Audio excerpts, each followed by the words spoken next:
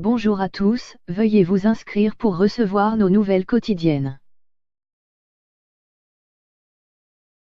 Au bout du suspense de la séance de tir au but, Lens est allé s'imposer à Charléty mardi face au Paris FC, 1-1, 5T à point B à 4, lors du premier match des barrages de Ligue 2.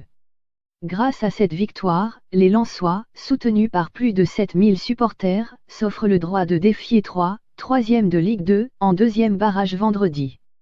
Avant de peut-être affronter le 18e de Ligue 1, les 30 mai et 2 juin prochains.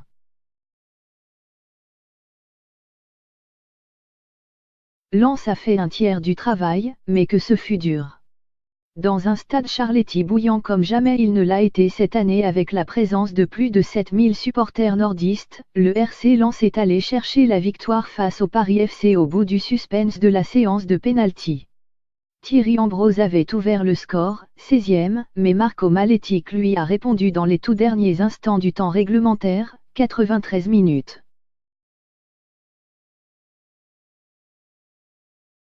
Dans un match rythmé, tendu et souvent haché par les fautes et l'excès d'engagement, le RC Lens a souffert, laissé la possession aux Parisiens, 57% contre 43%. Mais ils ont su exploiter l'un de leurs rares ballons de but. Après une récupération dans le rond central, Souleymane Diarra a lancé Yannick Gomis à droite. Le Sénégalais centre à RAS de terre pour Ambrose, qui ouvre le score seul dans la surface, 16.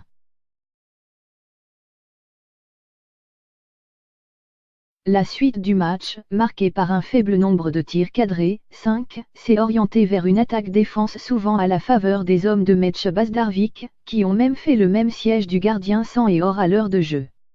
Les Lensois croyaient tenir leur premier ticket vers la Ligue 1.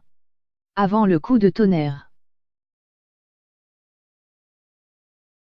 Sur un long dégagement de Vincent de Marconnet, Jonathan Pitroipa voit lui revenir la balle, décale Marco Malettic qui fusille Jean-Louis Leca. Le drapeau de hors-jeu se lève pour un hors-jeu du Burkinabé.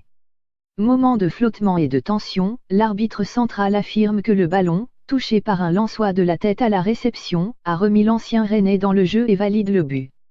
Le PFC égalise au bout du suspense, les Lensois sont furieux, Charléty explose. Meurtris par l'égalisation tardive, les Lensois sont pourtant repartis au combat en prolongation. En face, Jonathan Pitroipa n'a cessé d'allumer des mèches mais aucune des équipes n'est parvenue à prendre le dessus avant la séance de pénalty.